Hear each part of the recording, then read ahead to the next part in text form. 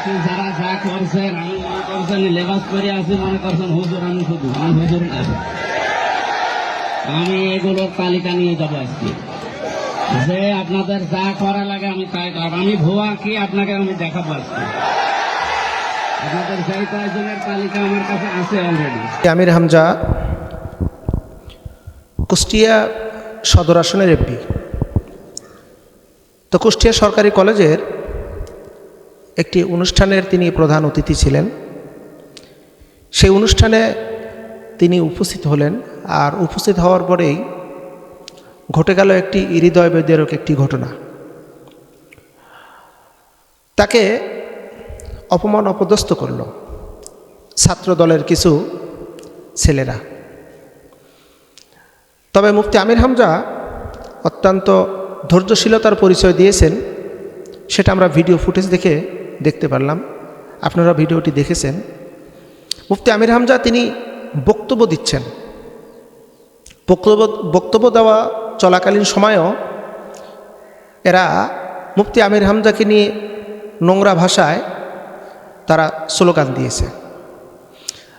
কতটা অসভ্য, কতটা ইতর, কতটা নিকৃষ্ট হলে একজন এমপির বিরুদ্ধে তা সামনাসামনি এরকম নোংরা শব্দ উচ্চারণ করে স্লোগান দিতে পারে। এখানে কিন্তু অনেকগুলো কথা রয়ে যায়, যে কথাগুলো বললে অনেকের পছন্দ হবে না। মুফতি আমির হামজা সে একজন ইসলামিক স্কলার এবং সে একজন কোরআনের দায়ী, যার আলোচনা শোনার জন্য লক্ষ লক্ষ মানুষ অপেক্ষায়, যাকে এক মুহূর্ত দেখার জন্য অনেকে আগ্রহ প্রকাশ করে। এমন একজন ব্যক্তিকে তারা এমপি পাওয়ার পরেও সন্তুষ্ট না। এই ছাত্রদলের উদ্দেশ্যটা কি? আজকের যেই অনাকাঙ্ক্ষিত একটি ঘটনা ঘটল, এই ঘটনার জন্য আমরা মর্মাহত এবং অবশ্যই তীব্র নিন্দা প্রতিবাদ জ্ঞাপন করি, এবং অবশ্যই এটা আইন বিরোধী কাজ করেছে, তাদেরকে আইনের আওতায় আনা হোক। আজকে যে মবটা সৃষ্টি করলো, মব, এটাকে মবই বলবো। একজন এমপি, একজন সংসদ সদস্য, সে বক্তব্য দিচ্ছে কলেজের প্রধান অতিথি হিসেবে। এই কলেজেরই নাকি তারা স্টুডেন্ট, তারা নাকি এই কলেজের স্টুডেন্ট। তারা প্রিন্সিপালকে নিয়ে এবং এমপি মহোদয়কে নিয়ে ভুয়া ভুয়া স্লোগান দিচ্ছে। আসলে মব কাকে বলা হয়? আমাদের স্বরাষ্ট্রমন্ত্রী বেশ কিছু কথা বলছেন, তার কথাগুলো আমরা বলবো না। তারা স্বরাষ্ট্রমন্ত্রীর একটু নজর দেন কুষ্টিয়ার এই সরকারি কলেজের দিকে, একটু নজর দিয়ে দেখেন যে মুফতি আমির হামজার সাথে একজন সংসদ সদস্যর সাথে আপনার দলের ছাত্ররা কি আচরণ করলো, কি ব্যবহার করলো। এটা অবশ্যই আপনাকে দেখতে হবে এবং অবশ্যই আপনি সঠিক তদন্তের মাধ্যম দিয়ে এদেরকে আইনের আওতায় এনে বিচার করবেন। তা যদি না করেন তাহলে বুঝবো যে আপনি গোটা বাংলাদেশের এই ছাত্রদলের এদেরকে আপনি টাকার বিনিময়ে বাংলাদেশ জামাত ইসলামের এমপি মহোদয়ের বিরুদ্ধে লাগিয়ে দিয়েছেন। মুফতি আমির হামজা তিনি যে একটা ধৈর্যশীলতার পরিচয় দিয়েছেন, এ বিষয়টা কিন্তু অস্বীকার করার কোনো সুযোগ নেই। তার বক্তব্য শুনলাম, এক দিক দিয়ে তিনি বক্তব্য দিচ্ছেন, অপর দিক দিয়ে তার বিরুদ্ধে স্লোগান দেওয়া হচ্ছে। এখন সেখানে শুধু সরকার দলীয় লোকই ছিল না, সেখানে কিন্তু জামাত ইসলামের অনেক লোকজন ছিল।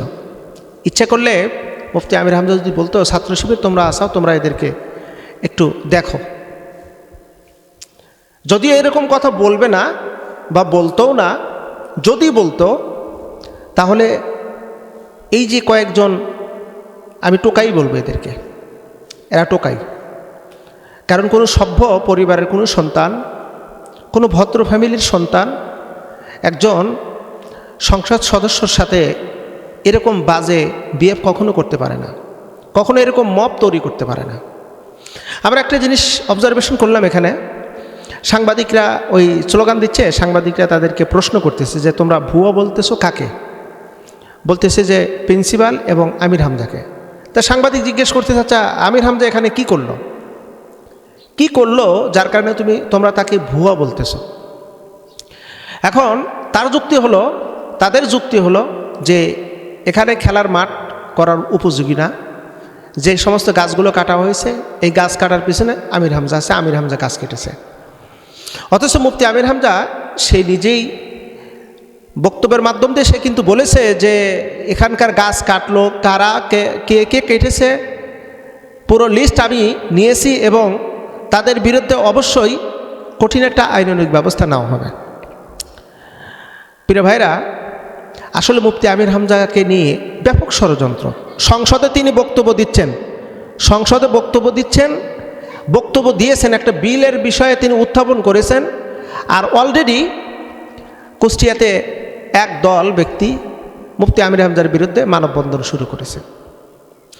মুফতি আমির হামজা কুষ্টিয়া মেডিকেল কলেজের কাজ হাতে নিয়েছেন এবং তিনি কাজ করবেন, ভালো কাজ, সে কাজ তিনি করবেন। অলরেডি সে কাজের ভিতরেও বাধাবিঘ্নতা, তাকে কাজটা করতে দেওয়া হলো না।